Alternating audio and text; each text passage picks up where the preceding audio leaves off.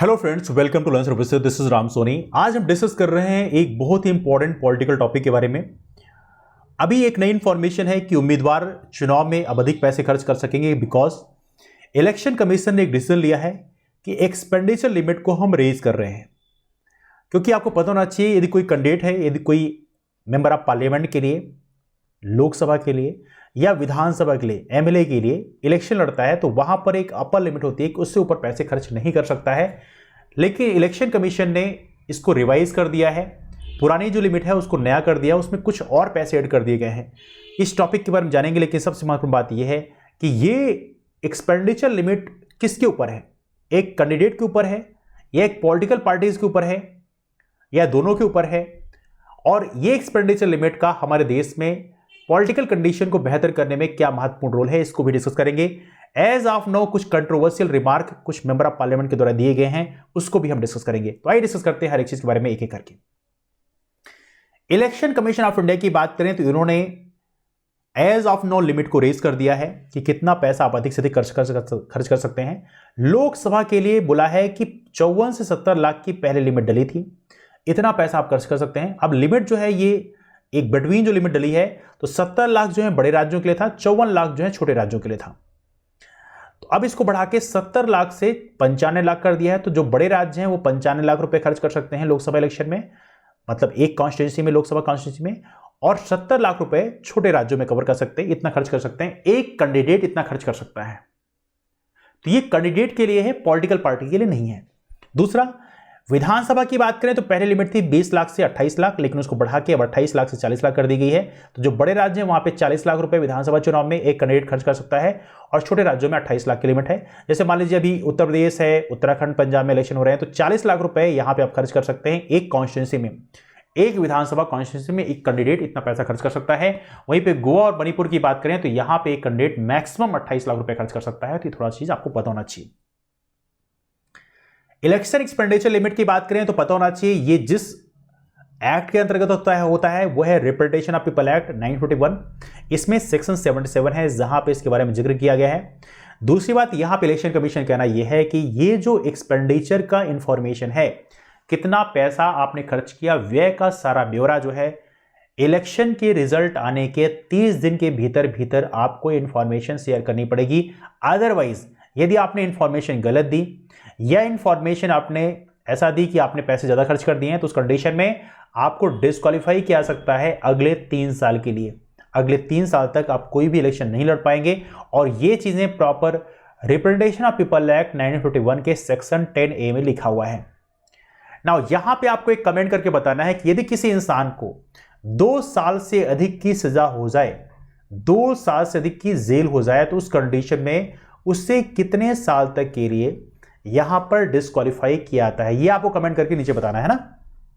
चलिए, बैकग्राउंड की बात करें तो बैकग्राउंड 2014 में एक्सपेंडिचर लिमिट जो है बढ़ाई गई थी, उसके बाद फिर हमने बढ़ा दिया 10%। तो ये चीजें हैं, ये बहुत बेसिक चीजें हैं, इसके बारे में बहुत इंपॉर्टेंट नहीं है। लेकिन यस, सीलिंग लिमिट को, ये अपर सीलिंग लिमिट जो है कितना पैसा कोई खर्च कर सकता है, इसको लाने की जरूरत क्या है? तो यहां बोला जाता है कि लेवल प्लेइंग फील्ड हो, चूंकि बहुत सारे कैंडिडेट ऐसे होते हैं जो बहुत अमीर होते हैं, जिनके पास हजारों करोड़ रुपए होते हैं। तो एक लेवल प्लेइंग फील्ड हो कि जो थोड़ा सा मॉडरेट तबके का इंसान है और जो अपर लेवल का है, उन दोनों के बीच में एक लेवल प्लेइंग फील्ड हो, कोई बहुत ज्यादा पैसा ना खर्च कर पाए। इसके चलते यहां पर लिमिट डाली गई है। 255th रिपोर्ट लॉ कमीशन की जो है, यहां पे बोला गया है कि कई बार ऐसा होता है कि लॉबिंग हो जाती है, या देखा जाए तो यहां पे जो बड़े बड़े डोनर्स होते हैं, पॉलिटिकल पार्टीज होती हैं, कई बार लॉबिंग कर लेती है, तो कई बार उसका एक नेगेटिव इंपैक्ट पड़ता है। जैसे एज ऑफ नो देखा जाए तो हमारे देश में सबसे ज्यादा पैसा जिस पार्टी के पास में वो है बीजेपी, उसके बाद कांग्रेस है। इसीलिए आपने देखा होगा जब इलेक्शन होते हैं तो वहां पर इन्हीं दोनों का बोलबाला रहता है।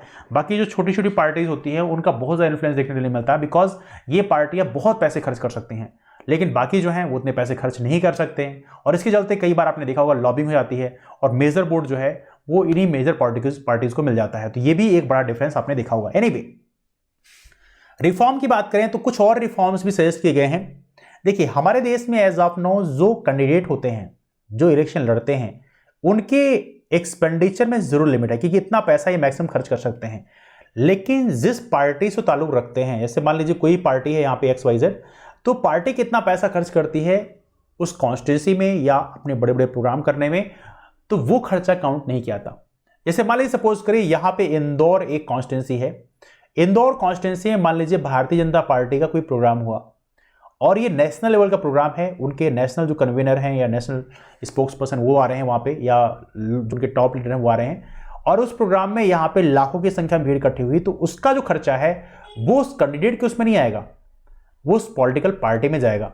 और आपको पता होना चाहिए हमारे देश में पॉलिटिकल पार्टी कितना पैसा खर्च कर सकती है, उसकी लिमिट नहीं डली है। तो जो हम बात कर रहे थे लेवल प्लेइंग फील्ड होनी चाहिए, तो लेवल प्लेइंग फील्ड जो है यहां पर नहीं हो पाएगी। हालांकि इलेक्शन कमीशन ऑफ इंडिया जो है इन्होंने ऐसा जरूर बना रखा है कि पॉलिटिकल पार्टीज को भी अपने खर्चे का ब्यौरा देना पड़ेगा, लेकिन ये है रिप्रेजेंटेशन ऑफ पीपल एक्ट और रूल 90 की बात करें तो यहां पे जो पॉलिटिकल पार्टीज हैं यहां पर कोई लिमिट ऐसा नहीं डला हुआ है, कोई भी ऐसा सीलिंग नहीं डला है कि आप इतना मैक्सिमम खर्च कर सकते हैं। हालांकि यहां पे इलेक्शन कमीशन ने जरूर बोला है कि पॉलिटिकल पार्टीज का भी मैक्सिमम खर्चा कितना होना चाहिए, उस पर भी लिमिट डलना चाहिए। जैसे मान लीजिए सपोज करिए, मान लीजिए मैं बात करूं उत्तर प्रदेश में इलेक्शन है, मान लीजिए कोई पॉलिटिकल पार्टी जो है वो 400 सीटों में इलेक्शन लड़ रही है ना, तो as of now Uttar Pradesh में एक कैंडिडेट का जो मैक्सिमम खर्चा कितना हो सकता है, 40 लाख रुपए।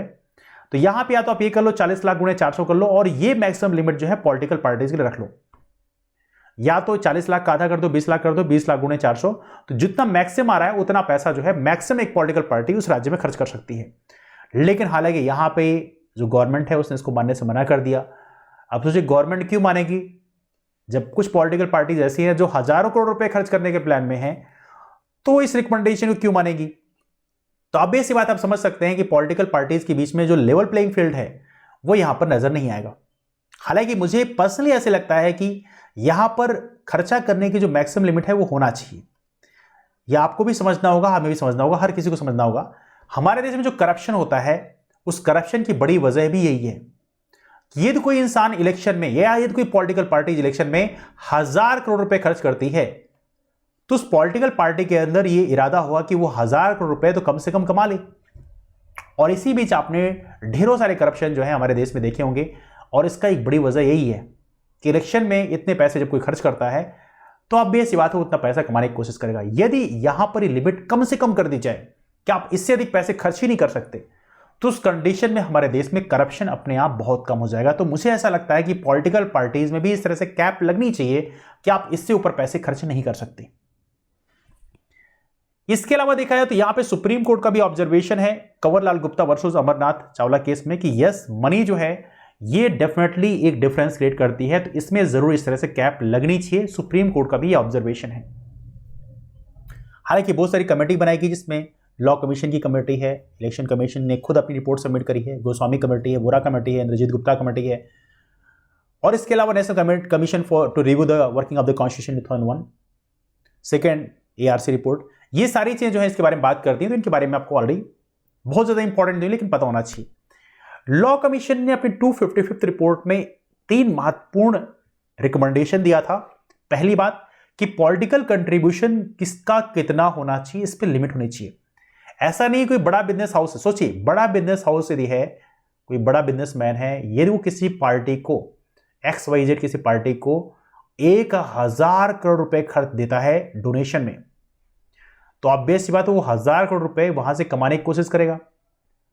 तो फिर वहां पे जो गवर्नमेंट होगी वो ऐसी पॉलिसी बनाएगी जो उस पर्टिकुलर बिजनेस हाउस को benefit they. That is a possibility. नुकसान किसका? आम आदमी का। तो यहां पे देखा था पॉलिटिकल कंट्रीब्यूशन में भी लिमिट डले तो इससे भी बड़ा बेनिफिट मिलेगा कि यहां पे हम लोग इन्फ्लुएंस जो है हमारे देश की जो गवर्नमेंट होती है कई बार किसी पर्टिकुलर बिजनेस हाउस से इन्फ्लुएंस होती है, उसको हम रोक पाएंगे।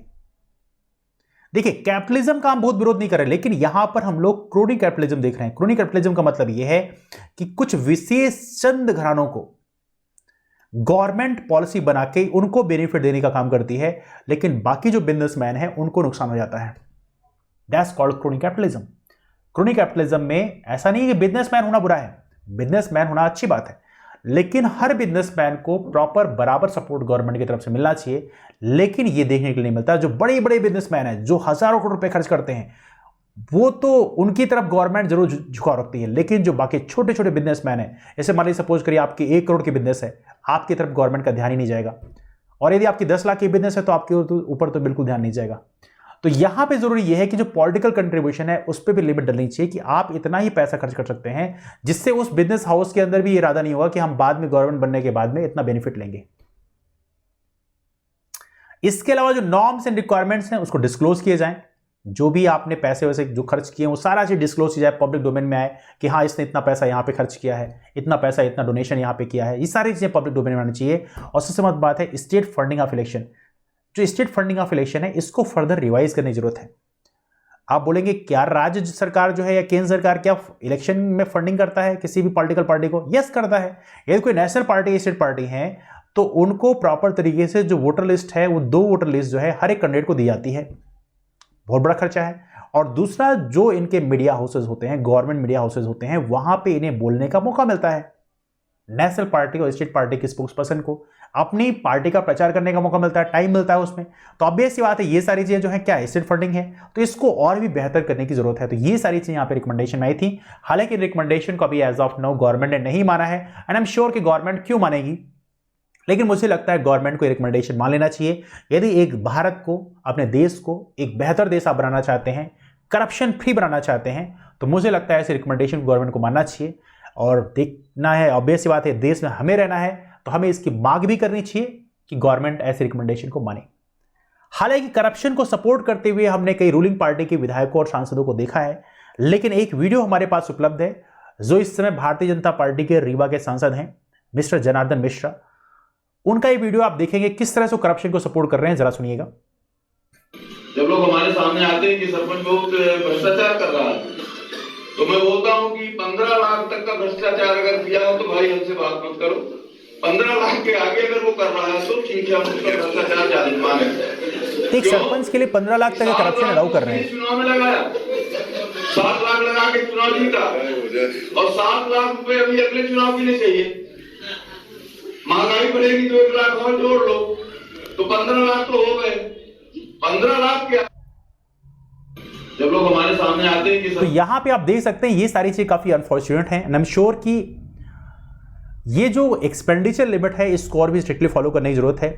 और यहां पर देखा जाए तो जो जितना पैसा कम खर्च करेगा इलेक्शन में उसके उतना कम करप्शन करने की पॉसिबिलिटी होगी, ऐसा मुझे पर्सनली लगता है। आपकी इसमें राय क्या है आप नीचे कमेंट कर बता सकते हैं। लेकिन आपके लिए क्वेश्चन है, क्या आपको पता है कि पॉलिटिकल पार्टीज में कोई भी एक्सपेंडिचर की लिमिट नहीं है? हालांकि जितनी भी रजिस्टर्ड पॉलिटिकल पार्टीज हैं उनको अपना इलेक्शन एक्सपेंडिचर जो है इलेक्शन कमीशन ऑफ इंडिया के सामने उसका ब्यौरा देना पड़ता है। नाउ क्वेश्चन है आपके सामने, इलेक्शन कंप्लीट होने के कितने दिन के बाद ब्यौरा देना पड़ता है?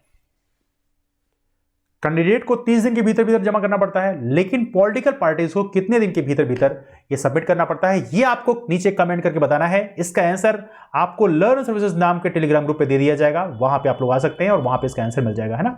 डिस्कशन कहीं ज्वाइन अप करते हैं, मुलाकात करते हैं आप लोग फिर। तब तक के bye bye, take care, have a wonderful day, keep moving forward and take care.